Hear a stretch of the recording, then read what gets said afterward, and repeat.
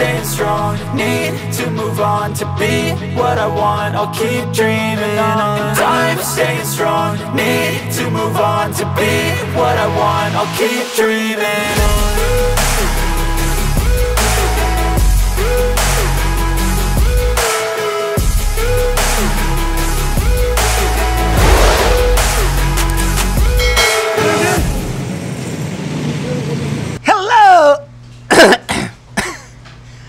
Hello mga kabiyahero!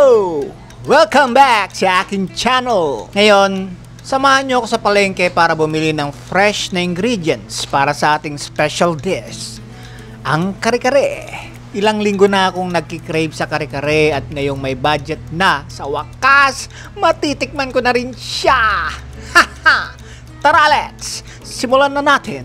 Let's go, let's go. Unahin natin ang karne, kaya't pinuntahan kaagad namin yung suki naming tindera ng karne sa palengke. Kailangan natin ng liempo dahil yun talaga ang gusto kong masubukan Kasi nga, kalimitan nga na nilalagay sa kare-kare ay oxtail o kaya buntot ng baka at tuwalya. Try naman natin ng ibang sahog. Pwede ba yon? Pwede! Isang tip para siguradong fresh at bago ang karneng bibili ninyo ay kailangan yung agahan ng pagpunta sa palengke. Siyempre, mga alas 4 ng madaling araw kung kaya nyong magising.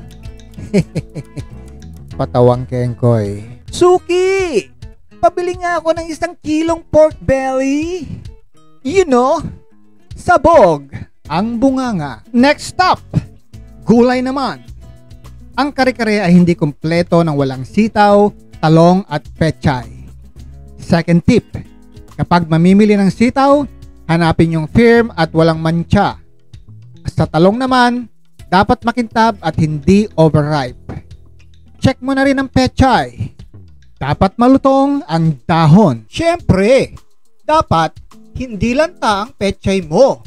Fresh, para masarap kainin. Alam mo niyan. Lipat naman tayo sa aming suki ng mga condiment. Para sa sauce, kailangan natin siyempre ng peanut butter. Kung gusto nyo ng authentic, pwede rin gumamit ng ground peanut. Siyempre, huwag kalimutan ang bagoong. Ate, bigyan mo naman ako ng 1 bote ng sweet bagoong.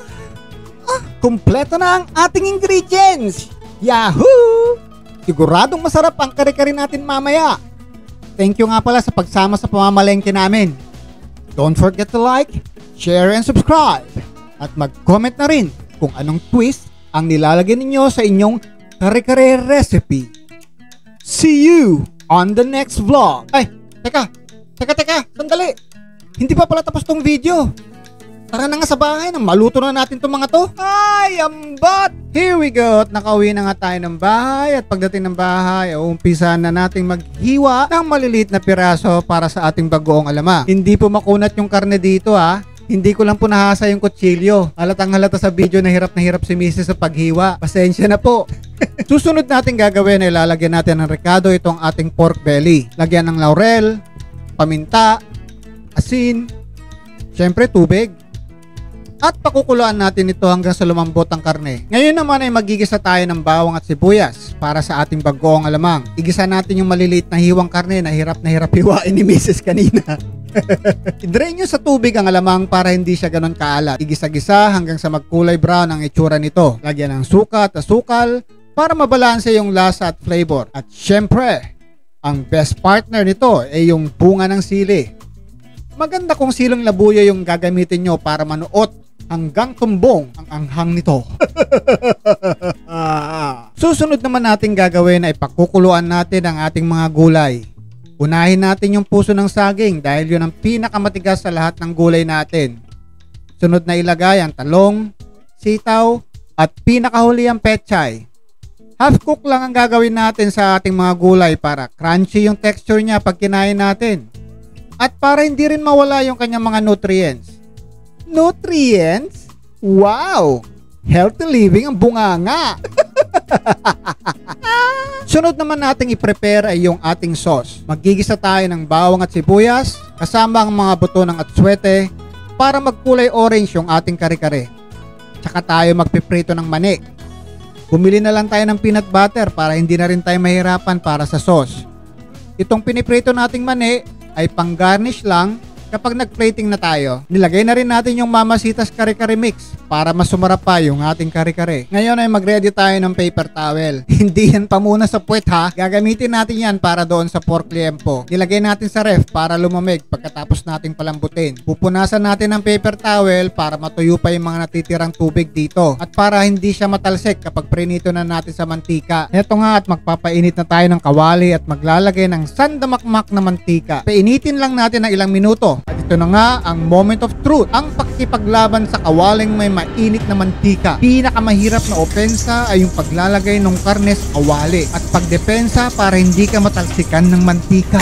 Agoy! Yun na nga sinasabi ko eh. Pumutok na mantika. Buti hindi umabot sa flawless kong pagmumukha. Matakpan na nga kitang animal ka. Ay! Yan ang bagay sa'yo, traitor! At ito naman ang pakiramdam kapag success yung pagkakaluto mo sa pork belly. At ganitong nagbabrown pa yung kanyang kulay.